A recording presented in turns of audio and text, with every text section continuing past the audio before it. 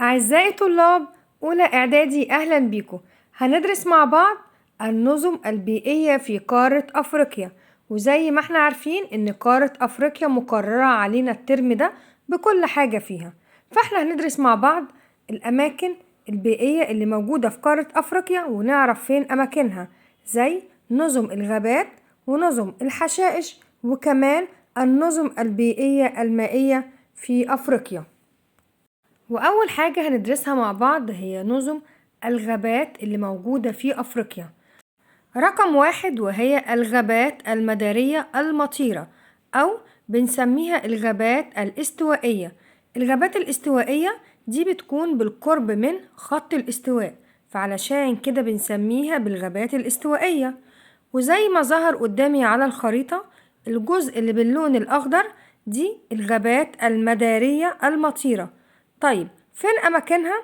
هنلاقيها عند شمال حوض نهر الكونغو زي ما احنا شايفين كده، وكمان في ساحل غانا اللي هو غرب القارة، وكمان في الجزء الشرقي لجزيرة مدغشقر.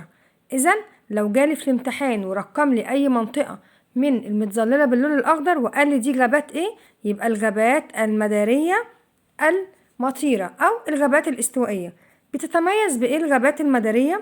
تتميز بأن المدى الحراري السنوي بتاعها بيكون كبير جدا، يعني الفرق بين درجة الحرارة في الصيف والشتاء بيكون فرق كبير جدا.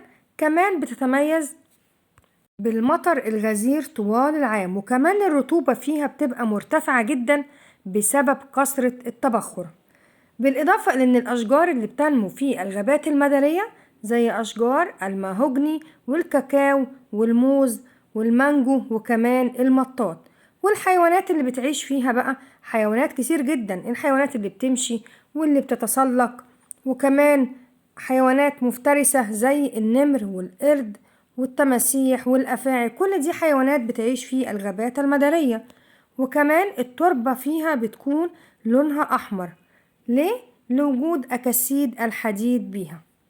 وطبعا أي غابة بيكون ليها أهمية، زي مثلا غابات الاستوائية بتتميز بأن هي مصدر للمادة الخام للعديد من الصناعات زي الصناعات الخشبية والمطاط، وكمان مصدر مهم لغذاء الإنسان، بالإضافة أن هي بتحافظ على التوازن البيئي. رقم 2 وهي غابات البحر المتوسط.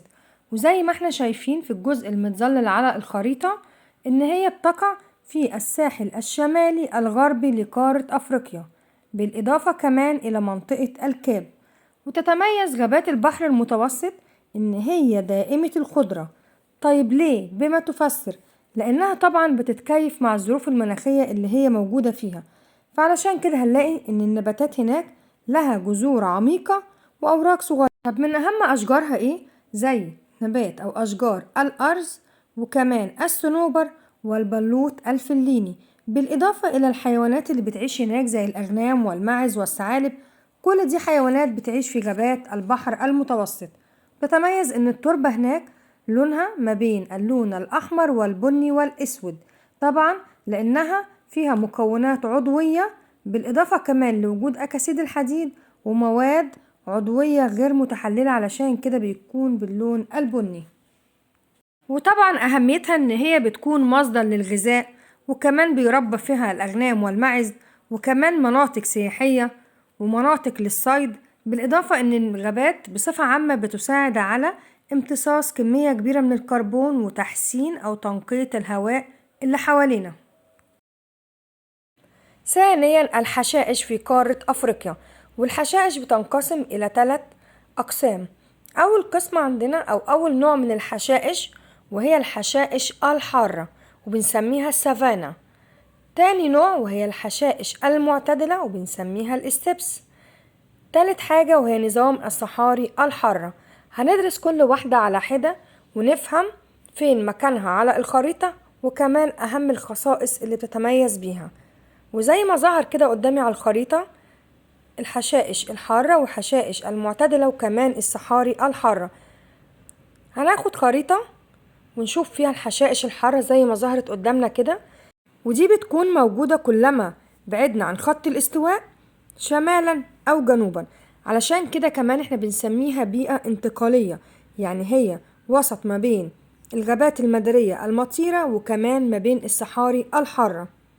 بالإضافة كمان إن هي بتقع في شمال وجنوب شرق الغابات المدارية، زي الجزء اللي متظلل عليه في جزيرة مدغشقر، وده الجزء الغربي. أما الجزء الشرقي فده الغابات المدارية.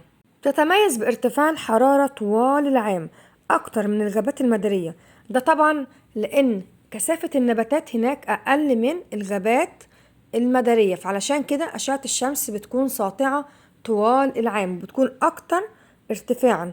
بالإضافة أن الحشائش هناك بتندرج من حيث الطول على حسب كمية المطر، يعني المنطقة اللي فيها أمطار كتيرة بيكون فيها حشائش أطول، وهكذا بيندرج الطول على حسب كمية المطر. كمان في منها أنواع زي الحشائش الغنية اللي منها أشجار الصمت، وفي الحشائش المكشوفة، وكمان الحشائش الفقيرة. ومن أهم حيواناتها الفيل الأفريقي والغزلان والأسود والنمور. والتربة بتتميز باللون الأسود لوجود المواد العضوية بها. وطبعا أهمية حشائش السافانا إن بتربى بها الماشية والحيوانات، وكمان بننتج منها المحاصيل الزراعية زي الذرة والبن وقصب السكر. ثانيا، نظام الحشائش المعتدلة الستبس، وزي ما ظهر قدامنا كده على الخريطة إن هي موجودة في الأجزاء الشمالية من قارة أفريقيا على الساحل الشمالي الغربي، وكمان في إقليم الفلد زي ما ظهر قدامنا كده على الخريطة في الجزء الجنوبي. بتتميز الحشائش المعتدلة أو حشائش الستبس بإن هي مراعي طبيعية لكثير من الحيوانات، يعني بنربي فيها حيوانات كتير جدا، الأغنام والماعز. والتربة في الحشائش المعتدلة بتتميز بإن هي تربة طينية خصبة، لونها بيكون أسود لأنها مليانة بالمواد العضوية. تنتشر بها حرفة الصيد بسبب كثرة أعداد الحيوانات اللي بتعيش في هذه الحشائش. متهيألي كده عرفنا كل حاجة عن الحشاشة المعتدلة اللي هي الستبس، عرفنا المكان وأهم خصائصها. رقم 3 وهي الصحاري الحارة. والنظم الصحراوية في العالم عموما بتتنوع ما بين صحاري حارة، يعني بتكون درجة الحرارة فيها مرتفعة، وصحاري معتدلة، وكمان صحاري قطبية. لكن احنا هندرس ان شاء الله مع بعض الصحاري الحارة اللي موجودة في قارة أفريقيا. وزي ما ظهر كده قدامي على الخريطة ان الصحاري الحارة موجودة في الصحراء الكبرى في شمال القارة، وكمان عندي صحراء كاليهاري وصحراء ناميبيا في الجنوب زي ما احنا شايفين كده الجزء اللي متظلل باللون الأصفر. والصحاري أو نظام الصحاري الحارة بيتميز بالمدى الحراري الكبير جدا، يعني الفرق بين درجة الحرارة بين الليل والنهار بتكون كبيرة، وكمان الفرق بين درجات الحرارة بين الصيف والشتاء كمان بتكون كبيرة جدا، عشان كده بنقول عليها تتميز بالمدى الحراري اليومي الكبير. بالإضافة كمان إن المطر هناك في الصحراء بتكون قليلة جدا جدا، علشان كده بنلاقي إن هناك في نباتات ذات طبيعة خاصة موجودة في الصحاري، ودي بتتحمل درجات عالية جدا من الجفاف، زي مثلا أشجار السيال والصبار والتين الشوكي. والتربة هناك بتتميز بإن هي منخفضة الخصوبة، يعني غير صالحة للزراعة. والصحاري الأفريقية ليها أهمية كبيرة جدا، لأن احنا ممكن نولد منها الطاقة الشمسية، لأن الصحراء دي بتتلقى كميات كبيرة جدا من أشعة الشمس، وبيها نقدر نولد طاقة كهربائية. هندرس مع بعض كمان الأنهار اللي موجودة في قارة أفريقيا. طبعا زي ما ظهر كده قدامي على الخريطة إن رقم 1 ده نهر النيل، 2 نهر الكونغو اللي هو عند دائرة الاستواء وبنسميه حوض نهر الكونغو، 3 نهر النيجر، 4 نهر السنغال، وكمان في نهر تاني في الجنوب وهو نهر الزمبيزي. إذن الأنهار لازم نعرف فين أماكنها كويس على الخريطة، لأن ده أول سؤال بيجيلي في ورقة الامتحان. بالإضافة إلى بحيرة فيكتوريا زي ما احنا شايفينها كده على الخريطة، وهي تاني أكبر البحيرات الطبيعية اللي ميتها عذبة اللي موجودة في العالم، يعني دي تاني واحدة من حيث المساحة في البحيرات العذبة. متهيألي كده فهمنا الخريطة كويس جدا، وده هيساعدني ان انا افهم مادة الدراسات بطريقة سهلة. احنا كده خلصنا. لكن عايزاكم تجيبوا خريطة صماء وتبتدوا توزعوا عليها كل حاجة درسناها مع بعض النهاردة. في النهاية بتمنى لكم النجاح والتفوق الدائم.